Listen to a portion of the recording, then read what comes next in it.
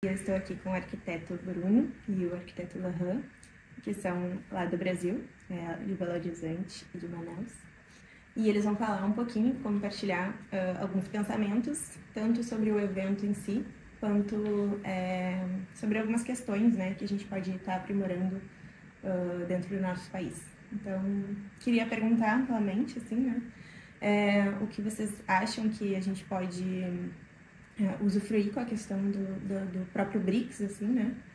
Não só na questão arquitetônica, no geral, mas também fazendo essa interface, assim, né? Tudo que a gente tem visto também dentro desse evento. Pessoalmente, eu acho que tem uma possibilidade de conexão, principalmente institucional, mais do que talvez arquitetonicamente falando, assim, em termos da prática da arquitetura, porque as realidades das paisagens ou as realidades econômicas estão bastante diferentes, mas eu acho que existe um nicho de criar ou compartilhar experiências para países que estão em desenvolvimento, ou numa situação de aliança. Eu acho que mais nesse aspecto. Bom, eu acho que talvez tenha duas frentes principais. O primeiro, eu acho que extrapola a arquitetura, que é a ideia de promover uma discussão, uma pauta que está fora da pauta que é dominada pelos países centrais, Europa, Estados Unidos, Japão. Ficou muito claro nas mesas que a gente participou de que a gente precisa ter uma outra agenda, inclusive em termos de sustentabilidade. Né, não? A agenda que está colocada em termos de sustentabilidade, ela vem imposta pelos países centrais e ela não atende a nossa realidade. Eles já realizaram várias coisas, né, já resolveram vários problemas, a gente tem muita coisa para fazer, para construir, especialmente no Brasil. Então a gente precisa ter consciência de que a sustentabilidade para a gente passa por esses caminhos de resolver. Então nós não vamos falar assim, nós vamos abandonar totalmente o cimento, totalmente o aço, a construção, se a gente tem tanta coisa para resolver. Então esse ponto eu acho que está ficando muito claro para a gente que a gente precisa de uma agenda de sustentabilidade dos países em desenvolvimento. E do ponto de vista da arquitetura, eu acho que está sendo importante porque, enfim, até hoje, né, a gente tem uma formação arquitetônica muito baseada nas referências da Europa e Estados Unidos. Né, os livros de arquitetura, história de arquitetura dos Estados Unidos. Claro que a internet deu uma ampliada no leque, mas é tudo muito disperso. Né? Então, você está aqui reunido, vendo arquitetos que eu não conhecia, eu conhecia muito pouco, fazendo trabalhos fantásticos, eu acho que coloca um outro nível, uma outra escala de referência, né? Por mais que sejam contextos diferentes, eu acho que amplia a nossa referência arquitetônica para além das referências desses países centrais, que também são muito diferentes da gente, mas que a gente adota como modelo. Bacana, muito boas respostas. E também uma questão relacionada assim, ao próprio turismo. Assim. Então, como que a gente pode atrair o turismo para cidades menos conhecidas do Brasil, inclusive, não somente São Paulo, Rio de Janeiro, propriamente, que são destinos normalmente mais usuais em si, até como, por exemplo, Manaus, ou mesmo Porto Alegre, né, dentro da nossa realidade aqui. Do mesmo modo que Kazan, né, tem os seus turistas também relacionado não só à questão arquitetônica, assim, mas também trazendo esses outros atrativos que eles têm, a questão das belezas naturais aqui, da própria neve, né, então, que é uma coisa super diferente no geral. Então, como que a gente também pode agregar isso, né, dentro do nosso contexto brasileiro? Bom, deixa eu tentar começar a responder. Eu acho que a gente tem que também redefinir nossa ideia do que é desenvolvimento turístico. A gente, pelo menos no Brasil, fica parecendo que a gente faz uma grande ação urbanística, arquitetônica, e isso por si vai trazer. Quando a gente pensa em viajar para outro país, Moscou, Rússia, né? Moscou, Paris, França, o que a gente quer visitar são as cidades, a qualidade urbana da cidade. A gente não vai lá para visitar só a Torre Eiffel. Se tivesse só a Torre Eiffel, tivesse nada em volta, ninguém ia querer visitar. Então tem uma qualidade de vida urbana que a gente precisa entender que ela é importante para sustentar isso.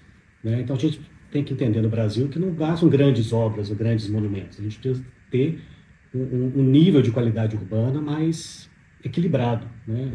Para que as cidades sejam atrativas por si só. Eu acho que esse talvez seja o ponto inicial para a gente começar a conversar. A questão do nosso transporte público. Toda a infraestrutura, né? Transporte, abastecimento e pensar também na questão da desigualdade, né? As cidades são muito desiguais, né? Hoje no Brasil tem áreas que você visita e áreas que você não visita. Não só por causa dos seus atrativos, mas porque tem áreas que você não consegue chegar, né? O poder público não consegue chegar. Sim. Quanto mais turista, né? Muitas das questões também que acabam me questionando, assim, quando vamos viajar para fora, é do tipo, mas o Brasil, como é a questão se é perigoso, se não é. Então, é uma dúvida muito recorrente, assim, né, em relação aos turistas, no geral, mas que também a gente precisa, né, tá sendo aberto e falando que tem, claro, algumas questões relacionadas a isso, mas também é seguro, né, para viajar, para fazer turismo no geral.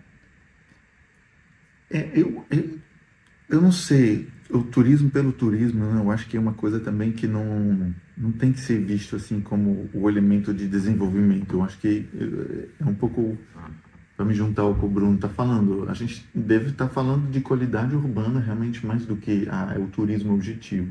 Porque afinal de contas o turista ele vem, ele gera uma economia, mas o benefício é para todo mundo. E eu vejo, por exemplo, eu estava falando com o pessoal de Moscou aqui, eles estavam dizendo que nos 4 últimos anos, em Moscou, eles criaram como mais de 60 estações de metrô em 4 anos. Eles construíram mais de 500 quilômetros de calçadas novas, calçadas e rua, ou seja, eles redefiniram todos os perfis das ruas do centro. 500 quilômetros é uma coisa gigante, né? Então, eu acho que tem não só uma visão de entender que isso não é só para atender o turista, mas como também uma visão do que isso é extremamente importante e tem uma capacidade de operação e de execução que o Brasil hoje não tem. Eu não conheço nenhuma cidade que é capaz... Em São Paulo, por exemplo, quantas estações de metrô fizeram o ano passado? Ou nos últimos 5 anos? Vamos ser mais... Se chegar a 10 é muito. Pelo menos fizeram. Em Belo Horizonte, nós estamos esperando expansão do metrô tem 30 anos. Então... a gente nem tem metrô. Então a gente não pode falar só mal do Brasil. Eu acho que o Brasil também tem um potencial aí que eu acho que é turístico, mas talvez não internacional, ou talvez num segundo momento, eu acho que já para o nível nacional do turismo, tem muitas regiões assim que são definidas como parques nacionais ou reserva, que não tem a mínima infraestrutura para receber turista. Eu sei que tem muitos projetos sendo feitos, mas não executados. Então, eu acho que isso são prioridades que deveriam ser também enxergadas, mas é uma questão mais política, porque eu acho que a qualidade dos projetos é indiscutível, a necessidade também, mas eu acho que não está se tornando uma pauta na agenda de construção de um novo país, né? Acho que também um tópico interessante de trazer aqui é a questão das cidades responsivas e adaptáveis. Então, queria perguntar, né, quais seriam, na visão de vocês, as principais estratégias e soluções para tornar as cidades mais adaptáveis e responsivas e também preparadas para esses desafios urbanos contemporâneos? Olha, eu tenho uma certa dificuldade de absorver esse conceito, tornar ele operativo, porque para mim fica parecendo assim, nós já perdemos, não podemos fazer nada. Então, como é que a gente... Perdemos o trem. Perdemos o trem. O que é que a gente vai fazer para minimizar o desastre? Né? Então, quer dizer, eu acho que isso gera um certo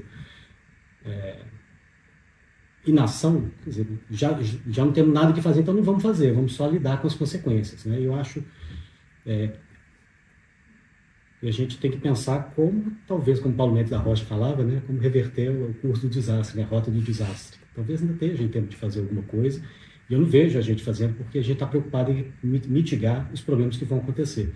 Né? Então, eu acho que talvez ainda seja um momento de olhar para esse... Nem que seja para mitigar o que vai acontecer depois, reduzir o nível do impacto. Se a gente só pensar em como viver nessa condição, eu acho que nós vamos ter um futuro muito pior do que a gente poderia ter.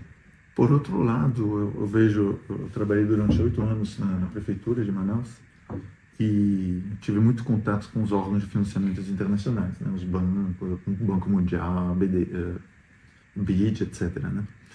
E você vê que há claramente um direcionamento dos financiamentos para justamente essas temáticas. Então, acho que é uma oportunidade de captar dinheiro e transformar isso em mudanças reais. Talvez não é exatamente o que eles estão esperando, porque tem uma flexibilidade que eles querem emprestar dinheiro, querem doar dinheiro. A maior parte do tempo é emprestar, não é doar, né? Mas sempre tem uns 10% que é fundo perdido, como eles chamam. Eu acho que realmente a gente deveria entender isso como se alinhar a uma pauta global para poder captar, mas resolver nossos problemas de verdade, né? Acho que isso é importante.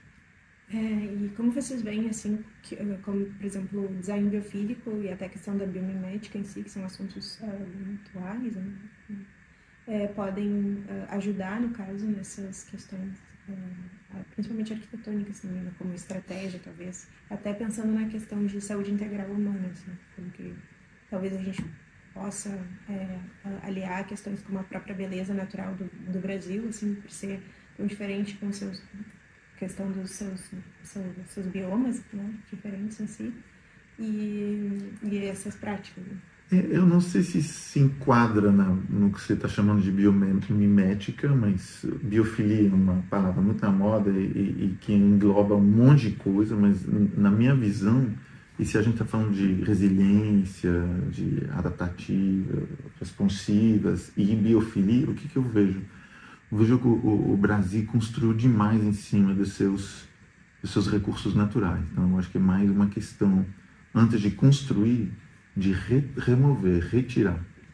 Entende? Eu acho que tem muitos igarapés, muitos rios cobertos, muitas áreas permeáveis que foram concretadas, muitos tanques de chuva que não servem mais para isso. Enfim, eu acho que tem mais um trabalho de, um pouco o que você estava falando no início, mais de consertar o tiro do que realmente gastar em construir novas infraestruturas. Mas, enfim, é uma questão bem complexa. Eu acho que talvez a gente devesse olhar por o que não aparece a primeira vez. Porque, assim, o espaço integrado com a natureza, com as plantas, é muito agradável, muito bonito e tal, mas eu acho que a gente tem que olhar para aquilo que não está na cara, por exemplo. Você vê aí na internet alguns projetos lindos, assim, todo integrado lá com vegetação e tal, mas na hora que você vai olhar o projeto, de repente tem um corte, um arrimo de 7 metros de altura, que o cara só, para ele executar aquilo, teve que rebaixar o lençol freático para fazer aquilo. Tirar um absurdo de terra. Então, aquela biofilia que está ali, ela está mascarando um impacto ali que é irrecuperável, né? Então, acho que a gente tem que olhar para o que, às vezes, não aparece. Talvez seja mais importante do que aquilo que a gente vê e identifica como biofilia, né? Como essa relação com a natureza. E também questionar, assim, o que vocês estão achando do fórum em si, como chegaram até aqui no geral, né, essa interação também inclusive teve um painel somente dos arquitetos brasileiros, basicamente, né, então a questão da receptividade, o que vocês acharam, assim?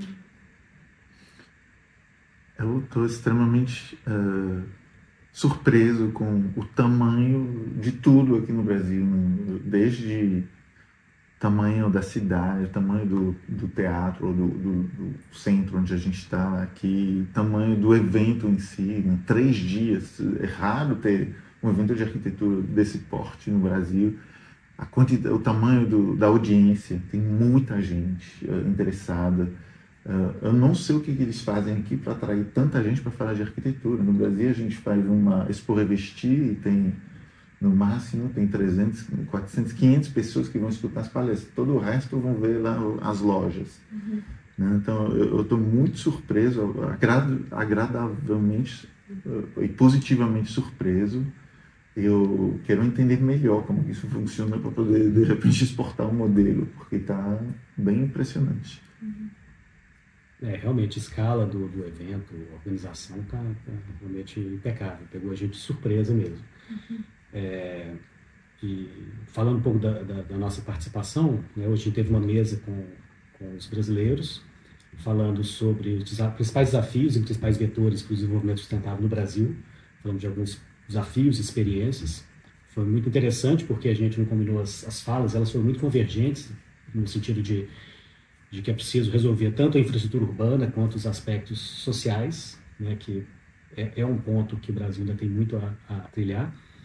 E amanhã eu vou falar sobre os projetos de Inhotim, os projetos do escritório para Inhotim, uma sessão de museus.